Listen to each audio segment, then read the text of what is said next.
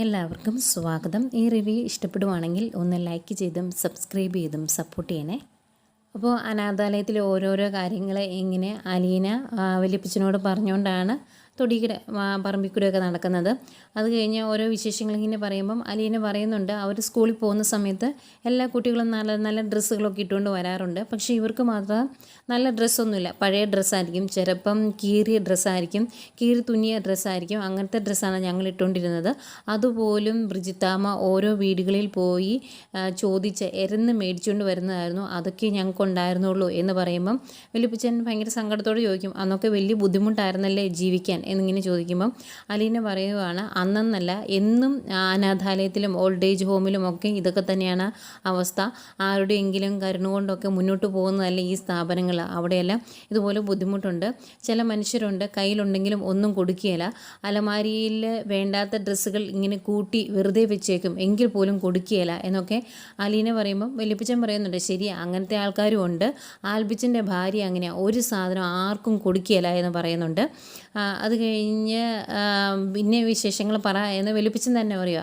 അന്നേരം അലീന പറയുന്നുണ്ട്, ഞങ്ങൾക്ക് അന്ന് ഭയങ്കര സങ്കടമായിരുന്നു, ഞങ്ങൾക്ക് മാത്രം അച്ഛനില്ല, ബാക്കി എല്ലാവർക്കും അച്ഛനും അമ്മയുണ്ടല്ലോ, ഇവർക്ക് ബ്രിജിത്താമ്മയുണ്ട്, അച്ഛനില്ല. അപ്പം അതെന്താണ് എന്ന് അലീന ബ്രിജിത്താമ്മയോട് ചോദിച്ചപ്പം മമ്മി മോളെ മടിയിലെടുത്ത് വെച്ചിട്ടിങ്ങനെ പറഞ്ഞു, ദൈവത്തിന് ഒത്തിരി ഇഷ്ടമുള്ള കുട്ടികളിലെ അച്ഛൻ ദൈവം തന്നെയാണ്.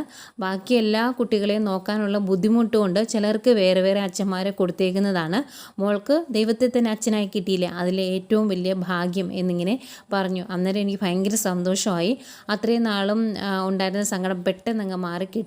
അച്ഛനില്ലാത്തത് വലിയൊരു സങ്കടമായിരുന്നു എനിക്ക് എന്നൊക്കെ പറയുമ്പോഴേക്കും സങ്കടം വരും കേട്ടോ വലിയപ്പച്ചന്. അന്നേരം പോട്ടെ സാരമില്ല എന്നിങ്ങനെ പറഞ്ഞ് തോളെ കൈയൊക്കെ ഇട്ടിങ്ങനെ ചേർത്ത് പിടിച്ചിങ്ങനെ നടന്നു വരുവാണേ. അന്നേരം വലിയപ്പച്ചനും അലീനയും കൂടെ ഇങ്ങനെ നടന്ന് വർത്തമാനം പറഞ്ഞ് നടന്നു വരുന്നത് വീടിൻ്റെ മുറ്റത്ത് നിന്ന് ആൻ്റപ്പനും വിനോദൂടെ കാണുന്നുണ്ട്. അന്നേരം ആൻ്റപ്പൻ പറയുവാണ്, എന്നാലും ഈ കുട്ടിച്ചായൻ ഇങ്ങനെ മാറിപ്പോകുമെന്ന് ഞാൻ കരുതിയില്ല, ആ പെണ്ണിൻ്റെ കയ്യിൽ എന്തോ ഒരു മന്ത്രമുണ്ട്, അല്ലെങ്കിൽ കുട്ടിച്ചായൻ ഇങ്ങനെ മാറിയല്ല എന്ന് പറയുമ്പം വിനോദ് പറയുന്നുണ്ട്, ആ പെണ്ണിനെ പറപ്പിക്കാൻ വേണ്ടിയല്ലായിരുന്നു ഇങ്ങോട്ട് അത് കുട്ടിച്ചായൻ ഓടി വന്നത്, എന്നിട്ടിപ്പോൾ എന്തായി എന്ന് ചോദിച്ചിങ്ങനെ കളിയാക്കുന്ന പോലെ പറയുന്നുണ്ട്. അപ്പോഴത്തേക്കും ഇവർ നടന്ന് ആൻ്റപ്പൻ്റെയൊക്കെ അടുത്തെത്തും. എന്നിട്ട് വലിയപ്പച്ചൻ ചോദിക്കുന്നുണ്ട്, ആൻ്റപ്പ നിൻ്റെ സാപം തേടാ രാവിലെ എന്ന്. അന്നേരം രാവിലെ അടി തുടങ്ങി എന്ന് പറയുമ്പോൾ അവൻ്റെ ഒരു കാര്യം എന്ന് പറയുന്നുണ്ട്. അത് കഴിഞ്ഞ് വിനോദിനോട് ചോദിക്കും, വിനോദ ഇന്ന് എവിടെയെങ്കിലും പോകണം എന്ന് അവൻ പറഞ്ഞിട്ടുണ്ടോ എന്ന്. അന്നേരം തോട്ടത്തിൽ വരെ പോകണം എന്ന് പറഞ്ഞിട്ടുണ്ട്, എപ്പോഴാണ് എങ്ങനെയാണ് എന്നൊന്നും പറഞ്ഞിട്ടില്ല എന്ന് പറയുമ്പം വലിയപ്പച്ചൻ പറയുന്നുണ്ട്, ജോലി ചെയ്താലും ജോലി ചെയ്തില്ലെങ്കിലും നിനക്കൊക്കെ ശമ്പളം മാസാമാസം അക്കൗണ്ടിലേക്ക് വരുന്നില്ലേ എന്ന് ചോദിക്കുമ്പം അതൊക്കെ കറക്റ്റായിട്ട് വരുന്നുണ്ട്, പിന്നെ ഞങ്ങൾക്കും ജീവിക്കണ്ടേ കുട്ടിച്ചായ എന്ന് ചോദിക്കുക. അന്നേരം വലിയപ്പച്ചൻ പറയുന്നുണ്ട്, ജീവിച്ചോ, ഞാൻ പറഞ്ഞതേ ഉള്ളൂ, ലീവ് എടുത്താലും ഇല്ലെങ്കിലും ജോലി ചെയ്താലും ജോലി ചെയ്തില്ലെങ്കിലും എല്ലാം കളഞ്ഞ് ഒരു വെട്ടലും തിരുത്തലും ഒന്നുമില്ലാതെ മാസാമാസം അക്കൗണ്ടിലേക്ക് ശമ്പളം വരുന്ന ഏക സ്ഥാപനമോ അല്ലേടാ എന്നൊക്കെ ചോദിച്ചിട്ട് അകത്തോട്ട് കയറി പോവാണ് അത് കുട്ടിച്ചായനും അലീനയും കൂടെ. അപ്പോൾ അവരങ്ങനെ കയറി പോകുന്നിങ്ങനെ നോക്കി നിൽക്കും. എന്നിട്ട് ആൻ്റപ്പൻ പറയുന്നുണ്ട്, ഈ പെണ്ണ് ഇവിടെ വേറെ ഉറക്കുമെന്നാണ് തോന്നുന്നത് എന്ന്. അന്നേരം വിനോദ് പറയും, എന്തൊക്കെയായിരുന്നു ഇപ്പം തന്നെ ഇവിടുന്ന് പറപ്പിക്കുമെന്ന് പറഞ്ഞതാ, ഈ പോക്ക് പോയാൽ അതൊന്നും നടക്കുകയില്ല എന്ന് പറയുമ്പം ആൻ്റപ്പൻ പറയുന്നുണ്ട്, അതിന് അത് കുട്ടിച്ചായ മാത്രമല്ലല്ലോ സാബിന് ബന്ധുക്കളായിട്ടുള്ളത്, സ്വന്തം സഹോദരങ്ങളായിട്ട് 3 പേരുണ്ട്, അതുകൂടാതെ ഭാര്യയുടെ ആങ്ങളമാർ 4 പേരുണ്ട്, അതുപോലെ മക്കൾ 3 പേരുണ്ട്, അവരൊക്കെ ഇങ്ങോട്ട് വന്നിട്ടുണ്ടെങ്കിൽ കുട്ടിച്ചായം വന്ന പോലെ ആയിരിക്കുകയില്ല എന്ന് പറയുമ്പം വിനോദ് ചോദിക്കുന്നുണ്ട്, അങ്ങനെ അവർ വന്നിട്ടുണ്ടെങ്കിൽ നമ്മൾ ആരെയും സപ്പോർട്ട് ചെയ്യും, ആരുടെ കൂടെ നിൽക്കണമെന്ന്. അന്നേരം ആൻ്റപ്പൻ പറയുന്നുണ്ട്, ഒരിക്കലും നമ്മൾ അലീനെ സപ്പോർട്ട് ചെയ്യല, നമ്മൾ എതിർകക്ഷിയാണ് എന്ന്. അത് ഭയങ്കരമായിട്ട് ഇഷ്ടപ്പെട്ടു കേട്ടോ വിനോദിന്. ഭയങ്കര സന്തോഷത്തോടെ കൈയൊക്കെ കൊടുത്ത് സന്തോഷിച്ച് നിൽപ്പുണ്ട് രണ്ടുപേരുടെ. പിന്നെ കാണിക്കുന്നത് നമ്മുടെ രോഹിത്തിനെയാണ്. രോഹിത്ത് രാവിലെ ഇറങ്ങി വരുമ്പോൾ പഠിച്ചുകൊണ്ടിരിക്കുവാണ് കൃഷ്ണമോൾ. അന്നേരം കൃഷ്ണമോളോട് ചോദിക്കുന്നുണ്ട്, ഇന്ന് നിനക്ക് സ്കൂളില്ലേ എന്ന്. അന്നേരം ടീച്ചർമാർ ട്രെയിനിങ്ങിന് പോവുകയാണ്, അതുകൊണ്ട് 8നും 10നും ക്ലാസ് ഇല്ല, അതുകൊണ്ട് ഞാനിവിടെ ഇരുന്ന് പഠിക്കുക എന്ന് പറയും. എന്നിട്ട് തിരിച്ചു ചോദിക്കും, ഇന്ന് എന്താ രോഹിയേട്ടൻ പോകാത്തത് എന്ന്. അന്നേരം സമരമാണ് എന്ന് പറയുമ്പം സമരം എന്തിനാണ് എന്ന് ചോദിക്കുമ്പോൾ രോഹി പറയുവാണ്, ഒരാളുടെ ചായ വേറെ ഒരാളെ എടുത്തു കുടിച്ചു, അതിൻ്റെ പേരിൽ അങ്ങോട്ടും ഇങ്ങോട്ടും തല്ലായി, അതാണ് സമരത്തിലെത്തിയത് എന്ന് പറയുമ്പോൾ, അയ്യേ ഇത്രയും ചെറിയ കാര്യത്തിൽ കാര്യത്തിനൊക്കെ ആരെങ്കിലും സമരം ചെയ്യുമോ എന്ന് ചോദിക്കുമ്പോൾ ഇങ്ങനെയൊക്കെയാണ് സമരങ്ങൾ പൊട്ടിപ്പുറപ്പെടുന്നത് എന്ന് പറയും. എന്നിട്ടൊരു ചായ കിട്ടുമോ എന്ന് ചോദിക്കുമ്പം ചായ ജഗ്ഗിലുണ്ട്, എടുത്ത് ഒഴിച്ചു കുടിച്ചോ എന്ന് പറയും. അന്നേരം നിനക്ക് വേണമെന്ന് ചോദിക്കുമ്പോൾ ഒരെണ്ണം ഞാൻ കുടിച്ചതാ, പിന്നെ രോഹിയേട്ടൻ ചോദിച്ചതുകൊണ്ട് എനിക്കൂടെ ഒഴിച്ചേരേ എന്ന് പറയും. ഇവർ രണ്ടുപേരും ചായ ഒഴിച്ചെടുക്കുന്നതേക്കും അങ്ങോട്ടേക്ക് ബാലേന്ദ്രൻ വരും. അന്നേരം ഇന്നെന്താ രണ്ടുപേർക്കും പോകണ്ടേ എന്ന് ചോദിക്കുമ്പോൾ കൃഷ്ണമോള് പറയും എനിക്ക് ടീച്ചർമാരുടെ ട്രെയിനിങ് ആണ്, പിന്നെ ഇവിടെ എന്തോ സമരമാണ് എന്ന് പറയും. അന്നേരം സമരം എന്ന് ബാലേന്ദ്രൻ ചോദിക്കുമ്പം പറയാൻ തുടങ്ങുവാണ് രോഹിത്. അന്നേരം കൃഷ്ണമോള് പറയും അതെന്തോ ചായ കേസാ, അച്ഛന് ചായ വേണോ എന്ന്. അന്നേരം എനിക്കൊരു ചായ തന്നേരെ എന്ന് പറയുന്നു. അങ്ങനെ ബാലേന്ദ്രനും ചായ ഒഴിച്ചു കൊടുക്കുന്നു. അവർ ചായ കുടിച്ചുകൊണ്ട് നിൽക്കുന്നതേക്കും അങ്ങോട്ടേക്ക് വൈജയന്തി വരുന്നുണ്ട്. എന്നിട്ട് ബാലേന്ദ്രനെ ഒന്ന് നോക്കിയിട്ട് രോഹിയോട് ചോദിക്കുവാണ്, എടാ നിനക്ക് എന്നെ ഒന്ന് ബാങ്കിൽ കൊണ്ടുവിടാൻ പറ്റുമോ എന്ന് ചോദിക്കും. അന്നേരം ബൈക്കിലോ എന്ന് ചോദിക്കുമ്പോൾ നിനക്ക് കാറുണ്ടോ എന്ന് എടുത്തു ചോദിക്കും വൈജയന്തി. അന്നേരം ഇല്ല, പിന്നെ എന്താ നീ അങ്ങനെ ചോദിച്ചത്, ബൈക്കിലെങ്കിൽ ബൈക്കിൽ കൊണ്ടുവരണം എന്ന് പറയുവാണ്. അന്നേരം ബാലേന്ദ്രനെ നോക്കിയിട്ട് അതിന് അച്ഛൻ ഇപ്പം തന്നെ ഇറങ്ങുന്നുണ്ട്, അച്ഛൻ്റെ കൂടെ പോയാൽ അച്ഛൻ ഡ്രോപ്പ് ചെയ്യുമല്ലോ എന്ന് പറയുവാണ്. അന്നേരം ബാലേന്ദ്രൻ ആ സ്പോട്ടിൽ പറയുന്നുണ്ട് ഞാൻ കുറച്ച് താമസിക്കും, അങ്ങനെയാണെങ്കിൽ ഡ്രോപ്പ് ചെയ്യാം എന്ന്. അന്നേരം ഞാൻ ഇന്ന് ജോയിൻ ചെയ്യാൻ പോവാണ്, അതുകൊണ്ട് എനിക്ക് താമസിക്കാൻ പറ്റത്തില്ല, നീ പോയി ബൈക്ക് എടുക്കുക എന്ന് പറയുവാണ്. അന്നേരം രോഹിത് പറയും അതെ ഞാൻ ഈ ഡ്രസ്സൊന്ന് മാറിക്കോട്ടെ, ഞാൻ പെട്ടെന്ന് ഇറങ്ങി വരാമെന്ന് പറഞ്ഞ് ബനിയെ മാറാനായിട്ട് കയറി പോവാണ് രോഹിത് അങ്ങ് പോയി കഴിയുമ്പോഴേക്കും വൈജയന്തി അതെ ഞാൻ ഇന്ന് ബാങ്കിൽ ജോയിൻ ചെയ്യാൻ പോവാട്ടോ ബാലേന്ദ്ര എന്ന് പറയും. അന്നേരം ഒന്നും മിണ്ടിയല്ല, നേരെ കൃഷ്ണമോളുടെ മുഖത്തേക്ക് നോക്കിയിട്ട് ബാലേന്ദ്രൻ മോളെ ഞാൻ ഇന്ന് കടയിൽ നിന്ന് വരുന്നതിന് മുമ്പ് എന്തെങ്കിലും വേണമെങ്കിൽ പറയണം കേട്ടോ, ബബിയോടുകൂടെ ചോദിച്ചിട്ട് വിളിച്ച് പറഞ്ഞുതരാം, ഞാൻ മേടിച്ചുകൊണ്ട് വരാം എന്ന് പറയുവാണ്. അന്നേരം ദേഷ്യം വന്നിട്ട് വൈജയന്തി ബാലേന്ദ്രൻ ഞാൻ പറഞ്ഞത് കേട്ടില്ലേ, ഞാൻ ഇന്ന് ബാങ്കിൽ ജോയിൻ ചെയ്യാൻ പോവാണ്, ഒന്നും പറയാനില്ലേ എന്ന് ചോദിക്കുമ്പം ഞാനെന്ത് പറയാനാ, ഇതിനു മുമ്പും നീ പലയിടത്തും പോകാറുണ്ട്, ഞാൻ ചോദിക്കാറുമില്ല എന്നോട് പറയാറുമില്ല, ആ ശീലമൊക്കെ മതി, പുതിയ ശീലങ്ങളൊന്നും വേണ്ട, പിന്നെ ചോദിക്കാനും പറയാനും ഒക്കെ ഞാൻ തുടങ്ങിക്കഴിഞ്ഞിട്ടുണ്ടെങ്കിൽ നിനക്ക് എൻ്റെ മുന്നിൽ പിടിച്ചു നിൽക്കാൻ പറ്റിയെന്ന് വരികയില്ല, അതുകൊണ്ട് നീ എവിടെയെങ്കിലും ഏത് വഴിക്കെങ്കിലും പോ വൈജയ എന്ന് പറയും. അതൊക്കെ ദേഷ്യം വന്നിട്ട് മറ്റവൾ പോയതിൻ്റെ ദേഷ്യമായിരിക്കും എന്നോട് കാണിക്കുന്നത് എന്ന് പറയുക. അന്നേരം ബാലേന്ദ്രന് നല്ല ദേഷ്യം വരുന്നുണ്ട്. വൈജയ് ഞാൻ പറഞ്ഞു ഈ സംസാരം ഇവിടെ നിർത്താം, അതല്ല മുന്നോട്ട് സംസാരിച്ചു പോയിട്ടുണ്ടെങ്കിൽ നീ എൻ്റെ മുന്നിൽ പിടിച്ച് നിൽക്കില്ല, അത് ഞാൻ മുന്നേ പറഞ്ഞിട്ടുള്ള കാര്യമാണ് എന്ന് പറഞ്ഞാൽ ബാലേന്ദ്രൻ ഭയങ്കരമായിട്ട് അങ്ങ് ദേഷ്യപ്പെടുന്നതേക്കും ഒന്നും മിണ്ടാതെ ഒന്ന് നോക്കിയിട്ട് വൈജയന്തി അങ്ങോട്ട് പോകും. അന്നേരം കൃഷ്ണമോൾ ഇങ്ങനെ പേടിച്ച് നിൽക്കുവാണേ. അന്നേരം ബാലേന്ദ്രൻ ഒന്നുമില്ല എന്ന് പറഞ്ഞിങ്ങനെ കണ്ണടച്ച് ചിരിച്ച് കാണിക്കുന്നുണ്ട് കൃഷ്ണമോളെ. ഏതായാലും കുറച്ച് നേരം വെയിറ്റ് ചെയ്ത് കഴിയുമ്പോഴേക്കുമാണ് വൈജയന്തി ഹാളിൽ വെയിറ്റ് ചെയ്ത് കഴിയുമ്പോഴേക്കുമാണ് രോഹിത് ഇറങ്ങി വരുന്നത്. അന്നേരം രോഹിത്തിനോട് ഒരു ഷർട്ട് മാറാൻ നിനക്ക് ഇത്ര സമയം വേണോടാ എന്ന് ചോദിക്കുമ്പോൾ അന്തം വിട്ടിങ്ങനെ നോക്കി നിൽക്കുക രോഹിത്. എന്നിട്ട് ബാലേന്ദ്രനെ നോക്കുമ്പോൾ ഒന്നുമില്ല പൊയ്ക്കോ കൊണ്ട് വിട്ടിട്ട് വാ എന്നിങ്ങനെ കൈകൊണ്ട് കാണിക്കും. അങ്ങനെ അവർ പുറത്തോട്ട് ഇറങ്ങുന്നു. രോഹിത് പോയി ബൈക്ക് എടുത്തുകൊണ്ട് വരുന്നു. എന്നിട്ട് ഇത് കാണാൻ വേണ്ടി കൃഷ്ണമോളും ബാലേന്ദ്രനോട് അകത്തുനിന്ന് പുറത്തേക്ക് വരുന്നുണ്ട് കേട്ടോ, ചായയൊക്കെ കുടിച്ചുകൊണ്ട്. അന്നേരം ബാലേന്ദ്രൻ ചായ കുടിച്ചുകൊണ്ട് ഇങ്ങനെ നോക്കി നിൽക്കുന്നു. ബൈക്ക് കൊണ്ട് നിർത്തി കഴിയുമ്പോൾ രോഹിത് ബൈക്ക് കൊണ്ട് നിർത്തി കഴിയുമ്പം അതിലേക്ക് ശരിക്കും കയറാൻ അറിയത്തില്ല കേട്ടോ വൈജയന്തിക്ക്, പ്രത്യേകിച്ച് ആ ബൈക്കിൻ്റെ ബാക്കി വശിച്ചിട്ട് പൊങ്ങിയിരിക്കുക. അന്നേരം ഇത് എന്നാ കുന്തോ ഇതിൻ്റെ അകത്ത് കയറാനും പറ്റിയല്ലോ എന്നൊക്കെ പറയുമ്പം അത് ബൈക്കിൻ്റെ കുഴപ്പമല്ല അമ്മയുടെ കുഴപ്പമാണ്, അമ്മയ്ക്ക് കയറാൻ അറിയാത്തതിനെ എന്നെ എന്തിനാ കുറ്റം പറയുന്നത് എന്ന് ചോദിക്കും. അന്നേരം വല്ല ടാക്സിയും വിളിച്ച് പോയാൽ മതിയായിരുന്നു എന്നിങ്ങനെ പിറുപിറുക്കുമ്പോൾ രോഹിത് പറയുന്നുണ്ട് അത് മതിയായിരുന്നല്ലോ, ഞാൻ കൊണ്ടുവിടാം എന്ന് പറഞ്ഞ് ഞാൻ അമ്മയുടെ പുറകെ നടന്നോ, ഇല്ലല്ലോ, പിന്നെ ഇതിന് അമ്മ എന്നോട് ദേഷ്യപ്പെടുന്നത് എന്നൊക്കെ ചോദിക്കുമ്പോൾ മിണ്ടാണ്ടിരിക്കടാ എന്ന് പറഞ്ഞ് ആ ബാഗ് കയ്യിലോട്ട് കൊടുക്കും. എന്നിട്ട് അള്ളി പിടിച്ച് കയറിയിരിക്കും. എന്നിട്ട് പറയുവാണ് പയ്യെ കൊണ്ടുപോകാവുള്ളൂ, ഒരിടത്തും കൊണ്ടേ ഉരുട്ടി വീഴ്ചേക്കരുത് എന്ന് പറയുമ്പോൾ അമ്മയുടെ അത്ര എക്സ്പീരിയൻസ് ആ കാര്യത്തിൽ എനിക്കില്ല, ഒരു കാറ് കൊണ്ടേ ഇടിച്ച് പപ്പടമാക്കി വൈറലായ ആളായെന്ന് പറയുമ്പോൾ തലക്കിട്ടൊരു കൊട്ടും കൊടുത്തിട്ട് മിണ്ടാണ്ട് വണ്ടി എടുക്കടാ എന്ന് പറയുവാണ്. അന്നേരം ഹെൽമെറ്റ് വയ്ക്കാൻ തുടങ്ങുന്നേ ഉള്ളൂ. അന്നേരം ധൃതി വയ്ക്കുമോ വണ്ടി എടുക്കുക എന്ന് പറഞ്ഞ്. അന്നേരം ഈ ഹെൽമെറ്റ് ഒന്ന് വെച്ചോട്ടെ അമ്മേ എന്ന് പറഞ്ഞിട്ട് ഒരുവിധം ഹെൽമെറ്റും വെച്ച് വൈജയന്തിയും കൊണ്ട് അങ്ങ് പോവാണ് രോഹിത്. അന്നേരം കൃഷ്ണമോള് പറയുന്നുണ്ട് അമ്മ രോഹിയേട്ടന് ഉരുട്ടിയിടായിരുന്നാൽ മതിയായിരുന്നു എന്ന്. അത് കഴിഞ്ഞ് ബാലേന്ദ്രൻ ഒന്ന് ചിരിച്ചിട്ട് അകത്തേക്ക് പോകാൻ തുടങ്ങുമ്പോഴേക്കും അച്ഛാ ഗ്ലാസ് അന്നേരം ഞാൻ കൊണ്ടുവയ്ക്കാമെന്ന് പറയും. അന്നേരം ബാലേന്ദ്രൻ എന്നാൽ അകത്ത് പോയി എൻ്റെ ബാഗ് കൂടെ എടുത്തുകൊണ്ട് പോരട്ടോ എന്ന് പറയുന്നു. അങ്ങനെ ബാലേന്ദ്രൻ വണ്ടി കാർ പോർച്ചിൽ നിന്ന് എടുത്ത് ഫ്രണ്ടിലേക്ക് വരുമ്പോഴേക്കും കൃഷ്ണമോള് ബാഗുമായിട്ട് വരും. എന്നിട്ട് ബാഗ് കൊടുക്കും. അന്നേരവും ബാലേന്ദ്രൻ പറയുന്നുണ്ട് മോളെ എന്തെങ്കിലും വേണമെങ്കിൽ വിളിച്ച് പറഞ്ഞു തരേട്ടോ, മേടിച്ചുകൊണ്ട് വരാമെന്ന്. എന്നിട്ട് പേടിയുണ്ടോ തന്നെ ഇരിക്കാൻ എന്ന് ചോദിക്കുമ്പോൾ പേടിയൊന്നുമില്ല, സുനിതേച്ചി ഉണ്ടല്ലോ, പിന്നെ രോഹിയേട്ടൻ ഇപ്പം തന്നെ തിരിച്ചും വരും, പിന്നെ എന്തിനാണ് പേടിക്കുന്നത് എന്ന് ചോദിക്കും. എന്നാൽ അകത്ത് കയറി പൊക്കോ വാതിലടച്ചേരെ എന്ന് പറയുമ്പം ഇങ്ങനെ കുറച്ച് നേരം നോക്കി എന്നിട്ട് കൃഷ്ണമോള് അച്ഛൻ ഓക്കെ ആണോ എന്ന് ചോദിക്കും.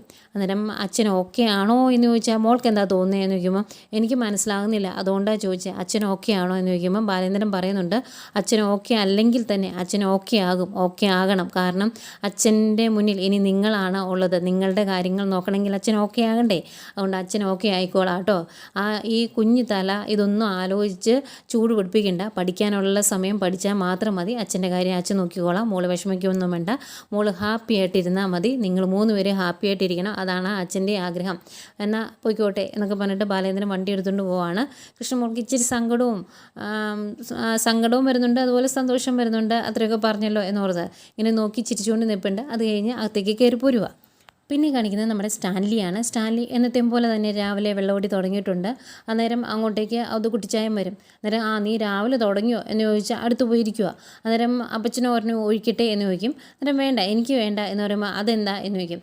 അന്നേരം അപ്പച്ചൻ പറയുന്നുണ്ട്, ഈ മദ്യം കഴിച്ചിട്ട് എനിക്ക് ആ അലീനയുടെ ഫ്രണ്ടിൽ പോയി നിൽക്കാൻ പറ്റത്തില്ല, ആ കൊച്ചിൻ്റെ ഫ്രണ്ടിൽ അങ്ങനെ പോയി നിൽക്കുമ്പോൾ എനിക്കൊരു ബുദ്ധിമുട്ടാണ് എന്ന് പറയുമ്പം മണമില്ലാത്ത വേറെ സാധനം ഇരിപ്പുണ്ട്, അത് തരാമെന്ന് പറയും. അന്നേരം അത് കുട്ടിച്ചായം പറയുന്നുണ്ട്, എടാ മണമില്ലെങ്കിലും കള്ളത്തരം അവൾ കണ്ടുപിടിക്കും, അങ്ങനെ കണ്ടുപിടിച്ച് കഴിഞ്ഞാൽ അവളുടെ മുന്നിൽ നിൽക്കാൻ എനിക്കൊരു ബുദ്ധിമുട്ടാണ്, എന്തിനാ വെറുതെ അവളുടെ മുന്നിൽ പോയി നമ്മൾ വെറുതെ നാണം കിടുന്നത്, അതുകൊണ്ട് വേണ്ട എന്ന് പറയും. അന്നേരം സ്റ്റാൻലി പറയുന്നുണ്ട്, എനിക്കൊരു നാണക്കേടും ഇല്ലല്ലോ, അവൾക്ക് മദ്യം കഴിക്കുന്നത് ഇഷ്ടമല്ല എന്ന് എനിക്കറിയാം, പക്ഷേ എൻ്റെ ശീലങ്ങളൊന്നും അവൾക്ക് വേണ്ടി മാറ്റാൻ ഞാൻ ഉദ്ദേശിച്ചിട്ടില്ല എന്ന് പറയുമ്പം അത് കുട്ടിച്ചായൻ പറയുന്നുണ്ട്, അത് നിൻ്റെ കാര്യം, പക്ഷേ ഞാൻ ഇനി അങ്ങനെ കഴിക്കുന്നില്ല എന്ന് പറയുവാണ്. അന്നേരം സ്റ്റാൻലി പറയുന്നുണ്ട്, മദ്യം ഉണ്ടാക്കിയ കാലം തൊട്ടേ സ്ത്രീകൾക്ക് മദ്യം കഴിക്കുന്നതും ഇഷ്ടമല്ല, മദ്യം കഴിക്കുന്നവരെ ഇഷ്ടമല്ല, അങ്ങനെയാണ് കാര്യങ്ങൾ മുന്നോട്ട് പോകുന്നത്. പക്ഷേ മദ്യം ഇല്ലാണ്ടായോ, പെണ്ണുങ്ങളില്ലാണ്ടായോ, ഒന്നുമില്ലല്ലോ, അതുകൊണ്ട് ഇതിലൊന്നും വലിയ ആരുമില്ല എന്ന് പറയുമ്പം അപ്പച്ചൻ പറയുന്നുണ്ട്, എടാ അതൊക്കെ നേരായിരിക്കും, അവൾക്കത് ഇഷ്ടമല്ല എന്ന് പറഞ്ഞു കഴിഞ്ഞാൽ പിന്നെ അവളുടെ കൂടെ നിൽക്കുക, അതാണ് എൻ്റെ ഒരു രീതി എന്ന് പറയുമ്പം സ്റ്റാൻലി പറയുന്നുണ്ട്, അതൊക്കെ അപ്പച്ചൻ ചെയ്യുന്നതുകൊണ്ട് എനിക്ക് വിരോധമൊന്നുമില്ല, പക്ഷേ എൻ്റെ ശീലങ്ങളൊന്നും ഞാൻ മാറ്റില്ല എന്ന് പറയുമ്പം അപ്പച്ചൻ പറയുന്നുണ്ട്, നീ നിൻ്റെ ശീലങ്ങളൊന്നും മാറ്റണ്ട, പക്ഷേ ഈ കുടിയൊക്കെ ഒന്ന് കുറയ്ക്കണം, അല്ലെങ്കിൽ ശരിയാകില്ല എന്ന് പറയുമ്പം അത് സമ്മതിക്കത്തില്ല കേട്ടോ സ്റ്റാൻലി. അന്നേരം അത് കുട്ടിച്ചായൻ പറയുന്നുണ്ട്, നീ ഒരു കാര്യം ഓർക്കണം, നിനക്ക് എന്തെങ്കിലും തട്ടുകേട് വന്നിട്ടുണ്ടെങ്കിൽ ആ പെങ്കൊച്ചിൻ്റെ അവസ്ഥ എന്താവും, നീ വീണ് പോയിട്ടുണ്ടെങ്കിൽ നിൻ്റെ വീട്ടുകാരായിരിക്കും നിൻ്റെ ഭാര്യ വീട്ടുകാരായിരിക്കും ആദ്യം ഓടിയെത്തുന്നത്, അവർ ആദ്യമേ അവളെ പിടിച്ച് പുറത്താക്കും, പിന്നെ എന്നെയും പിടിച്ച് പുറത്താക്കും, ആ കാര്യങ്ങളൊക്കെ നീ ഒന്ന് ചിന്തിച്ച് നോക്കി എന്ന് പറയുമ്പം അങ്ങനെയൊന്നും സംഭവിക്കില്ല എന്ന് സ്റ്റാൻലി പറയും. അന്നേരം അപ്പച്ചൻ ചോദിക്കുന്നുണ്ട്, ആയുസ് നിൻ്റെ കയ്യിലാണോ, അത് നീയാണോ തീരുമാനിക്കുന്നത്, അതൊന്നും അങ്ങനെയല്ല മോനെ, അതുകൊണ്ട് ഒന്ന് ചിന്തിച്ച് പ്രവർത്തിച്ചാൽ കൊള്ളാം, നീ അത്ര ബോധമില്ലാത്തവനൊന്നും അല്ലല്ലോ എന്നിങ്ങനെ പറയുമ്പം അപ്പച്ചൻ എൻ്റെ സമാധാനം കളയാനാണോ ഇങ്ങോട്ട് വന്നത് എന്ന് സ്റ്റാൻലി ചോദിക്കും. അന്നേരം അപ്പച്ചൻ പറയുന്നുണ്ട്, ഞാനിനിയൊന്നും പറയുന്നില്ല, നിനക്ക് ബുദ്ധിയില്ലാത്തതൊന്നുമല്ല, ചിന്തിച്ച് എന്തെങ്കിലും ചെയ്യേ എന്ന് പറഞ്ഞിട്ട് അപ്പച്ചൻ ഇങ്ങോട്ട് ഇറങ്ങിപ്പോരും. അത് കഴിഞ്ഞ് ആ കയ്യിലിരിക്കുന്നത് കുടിച്ചിട്ട് പിന്നെയും അവിടെ കൊണ്ട് ഗ്ലാസ് വെച്ച് ഒഴിക്കാൻ തുടങ്ങുകയാണ് മദ്യം. അന്നേരം ഭയങ്കര ഒരു ബുദ്ധിമുട്ട്, തിരിച്ചു വയ്ക്കുവേ, മദ്യം ഒഴിക്കുന്നില്ല, കുടിക്കുന്നില്ല, ഇങ്ങനെ ഓരോന്ന് ആലോചിച്ചുകൊണ്ട് അവിടെ ഇരിക്കുവാണ്. പിന്നെ കാണിക്കുന്നത് നമ്മുടെ അലീനയാണ്. അലീന അടുക്കളയിലേക്ക് ചെല്ലുന്നു. അലീനയെ കാണുന്നത് പൗലോസിൻ്റെ മുഖം അങ്ങ് മാറുവേ, ഭയങ്കര ഇഷ്ടക്കേടാണ് അലീനയോട് അങ്ങേർക്ക്. അവൻ പച്ചക്കറിയൊക്കെ കഴുകി വെച്ചേക്കുവാണ്. അലീനെ ചുറ്റുമൊക്കെ നോക്കുമ്പോഴേക്കും അങ്ങേരിങ്ങനെ ഇഷ്ടക്കേടോടുകൂടി തന്നെ അലീനെ നോക്കി നിൽക്കുക. അപ്പോൾ അലീന വന്ന പച്ചക്കറിയൊക്കെ നോക്കിയിട്ട് ഇതൊക്കെ എന്താ കളയാൻ വെച്ചേക്കുവാണോ എന്ന് ചോദിക്കും. കുറേ പച്ചക്കറി മാറ്റിയിട്ട് വെക്കുക. അന്നേരം അത് വാടിപ്പോയി എന്ന് പറയുമ്പം അത് ഫ്രിഡ്ജ് വെക്കാഞ്ഞിട്ടല്ലേ വാടിപ്പോയത് എന്ന് ചോദിക്കും. അന്നേരം പൗലോസ് പറയുവാണ്, ഫ്രിഡ്ജ് വെച്ച പച്ചക്കറി സ്റ്റാൻലിക്ക് ഇഷ്ടമല്ല എന്ന്. അന്നേരം അതെന്താ അങ്ങനെ, എല്ലാ വീട്ടിലും അങ്ങനെയല്ലേ, ഫ്രിഡ്ജ് വെക്കുകയല്ലേ ചെയ്യുന്നതെന്ന് ചോദിക്കുമ്പോൾ അത് അങ്ങനെയൊക്കെയാണ്, പക്ഷേ ഇവിടെ സാബ് അങ്ങനെയല്ല ചെയ്യുന്നത് എന്ന് പറയും. അന്നേരം ഓരോ പച്ചക്കറി എടുത്തിട്ട് ഇതെന്താ കളഞ്ഞത് എന്ന് ചോദിക്കും. അന്നേരം അത് വാടിപ്പോയതുകൊണ്ട്, അപ്പോൾ ഒരു ക്യാരറ്റ് എടുത്തപ്പോൾ അതിലൊരു ചെറിയ പാടേ ഉള്ളൂ, അപ്പോൾ ഇതെന്തിനാണ് കളഞ്ഞതെന്ന് ചോദിക്കുമ്പോൾ അതിലൊരു വെട്ട് കണ്ടില്ലേ എന്ന് ചോദിക്കും. അന്നേരം അത് വിണ്ടതല്ലേ, അതിനെന്താ ഈ പ്രശ്നം എന്ന് ചോദിക്കുമ്പോൾ അങ്ങനെയുള്ളതൊന്നും ഇവിടെ എടുക്കുകയില്ല എന്ന് പറയുവാണ് പൗലോസ്. അത് കഴിഞ്ഞൊരു തക്കാളി എടുക്കും. അന്നേരം അതിലൊരു ചെറിയൊരു പുള്ളിക്കുത്തുണ്ട്. അന്നേരം ഇതെന്താ കളഞ്ഞത് എന്ന് ചോദിക്കുമ്പോൾ അതിലൊരു പാട് കണ്ടില്ലേ എന്ന് ചോദിക്കുമ്പം പാടില്ലാത്ത പച്ചക്കറി ഇപ്പോൾ കിട്ടുമോ, ഇങ്ങനെ ഇപ്പോൾ എന്തെങ്കിലും പാടോ പുള്ളിയൊക്കെ കാണും എന്ന് കരുതി അതൊക്കെ കളയാൻ കൊള്ളാവോ എന്ന് അലീന ചോദിക്കുമ്പം അവൻ പറയുവാണ്, അതെ ഇവിടുത്തെ സാബ് അത്ര വലിയ പിശുക്കനൊന്നുമല്ല, സാബിന് ഇങ്ങനെയുള്ളതൊന്നും ഇഷ്ടമല്ല, ഇങ്ങനെയുള്ളതൊന്നും ഇവിടെ എടുക്കാറുമില്ല എന്ന് പറയുമ്പോൾ അത് ശരിയല്ലല്ലോ എന്ന് അലീന പറയും. അന്നേരം അങ്ങനെയല്ല, ഇവിടുത്തെ രീതികൾ ഇങ്ങനെയാണ് എന്ന് പറയുമ്പോൾ അങ്ങനെ വെറുതെ ഇങ്ങനെ പാഴാക്കി കളഞ്ഞാൽ ശരിയാകിയല്ലോ പൗലോസേട്ടൻ അറിയാം ഇവിടെ അന്നുള്ള പച്ചക്കറിയാണ് മേടിക്കുന്നത്, പഴയ പച്ചക്കറി എടുക്കില്ല എന്ന്. അങ്ങനെയാണെങ്കിൽ ഒരു ദിവസത്തേക്ക് ആവശ്യമുള്ള പച്ചക്കറി മേടിച്ചാൽ പോരെ, വെറുതെ പാഴാക്കേണ്ട കാര്യമുണ്ടോ എന്നിങ്ങനെ ചോദിക്കുന്നതേയും ഭയങ്കര ഇഷ്ടക്കേടോടെ ഇങ്ങനെ നോക്കി നിൽക്കുന്ന പൗലോസിനെ കാണിച്ചുകൊണ്ട് ഇന്നത്തെ കഥ തീരുന്നു. പിന്നെ നാളെ പിന്നെ ഇതിൻ്റെ ബാക്കി സംസാരം നടക്കുമ്പം പൗലോസ് പറയുവാണ്, ഇവിടെ ഇതൊക്കെ നടക്കുകയുള്ളൂ എന്ന്. അന്നേരം അലീന പറയുന്നുണ്ട്, ഞാൻ ഈ വീട്ടിൽ ഇനിയും തുടർന്ന് നിൽക്കുന്നുണ്ടെങ്കിൽ ഈ രീതികളൊക്കെ ഞാൻ മാറ്റിക്കും പൗലോസേട്ടാ, അല്ലെങ്കിൽ ശരിയാകുകയല്ലോ എന്ന് പറയുന്നു. അങ്ങനെ അവർ തമ്മിൽ ഒരു ചെറിയ ഉടക്കുണ്ടാക്കിയിട്ടാണ് അടുക്കളയിൽ നിന്ന് പോകുന്നത്. അത് കഴിഞ്ഞ് ഈ കാര്യങ്ങൾ അലീന പോയി വെല്ലുപ്പിച്ചനോട് പറയുമ്പോൾ വെല്ലുപ്പിച്ചൻ പറയുവാണ്, അതൊന്നും സാരമില്ല, അതൊന്നും നീ ശ്രദ്ധിക്കണ്ട എന്ന്. അന്നേരം അലീന പറയുന്നുണ്ട്, ഞാനൊരു അനാഥാലയത്തിലാണ് വളർന്നത്, അതുകൊണ്ട് തന്നെ ഭക്ഷണത്തിൻ്റെ വില എനിക്കറിയാം എന്നൊക്കെ പറയുമ്പം വെല്ലുപ്പിച്ചൻ പറയുവാണ്, മോൾ അനാഥാലയത്തിൽ ജീവിച്ച കാര്യമൊക്കെ അങ്ങ് മറന്നേരെ, ഇനി മോൾക്ക് യാതൊരു ബുദ്ധിമുട്ടും വരികയില്ല എന്ന്. അന്നേരം അലീന പറയുന്നുണ്ട്, അനാഥാലയത്തിൽ ജീവിച്ച ജീവിച്ച കാര്യം ഞാൻ മറക്കണം എന്നുണ്ടെങ്കിൽ ഞാൻ ഇല്ലാണ്ടാവണം എന്ന്. ആ പറയുന്നത് ഇത്തിരി ഗൗരവത്തിലും ഒരു ഉറച്ച സ്വരത്തിലുമാണ്. അത് കേൾക്കുമ്പം വലിയപ്പച്ചന് ഇച്ചിരി സങ്കടമൊക്കെ വരുന്നുണ്ട്. അത് കഴിഞ്ഞ് ഒരിടത്ത് പോയി വിഷമിച്ചിരിക്കുക കേട്ടോ അലീന. ഇത് കഴിഞ്ഞ് അലീന ഇവിടുന്ന് പറപ്പിക്കാനുള്ള പരിപാടി അവന്മാർ തുടങ്ങി.